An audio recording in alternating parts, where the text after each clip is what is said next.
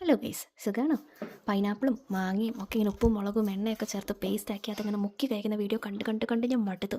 അത് കണ്ട് കൊതിമൂത്ത് പണ്ടാറടങ്ങിയിട്ടാണ് ഇപ്പം ഒന്ന് പരീക്ഷിച്ച് നോക്കാമെന്ന് ഓർത്തത്. അപ്പം നിങ്ങളുടെ കയ്യിൽ ഈ സംഭവങ്ങളൊക്കെ ഉണ്ടെങ്കിൽ ധൈര്യമായിട്ട് ട്രൈ ചെയ്ത് നോക്കിക്കോ. ഞാൻ അപ്രൂവ് ചെയ്തിരിക്കുന്നു. അടിപൊളി സാധനം കേട്ടോ.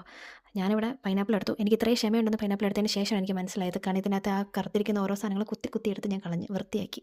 അപ്പോൾ എനിക്കൊരു സാറ്റിസ്ഫാക്ഷൻ കിട്ടിയത്. ഇപ്പം നല്ല സാറ്റിസ്ഫാക്ഷൻ ഉണ്ട്. അത് തന്നെ. നിങ്ങളുടെ സ്ഥലങ്ങളിലൊക്കെ പൈനാപ്പിളിനെ എന്താ വിളിക്കുന്നത്? ഇവിടെ കൈതച്ചക്ക എന്നാണ് പറയുന്നത് കേട്ടോ. ചിലയിടത്ത് അണ്ണാരച്ചക്ക എന്നോ അങ്ങനെ എന്തോ പറഞ്ഞ് ഞാൻ കേട്ടിട്ടുണ്ട്. എനിക്കറിയാൻ പാടില്ല. നിങ്ങളുടെ നാട്ടിൽ എന്താ പറയുന്നതെന്ന് കമൻറ്റ് ചെയ്തോളൂ കേട്ടോ. ഇതിൻ്റെ കുറച്ച് ഗുണങ്ങളെപ്പറ്റി ഞാൻ പറയട്ടെ. ഈ പൈനാപ്പിളിൽ വിറ്റാമിൻ സി ധാരാളം അടങ്ങിയിട്ടുണ്ട്. ഇത് നമ്മുടെ രോഗപ്രതിരോധ ശേഷി വർദ്ധിപ്പിക്കാൻ സഹായിക്കും. ദഹനത്തിനും വളരെയധികം നല്ലതാണ് കേട്ടോ.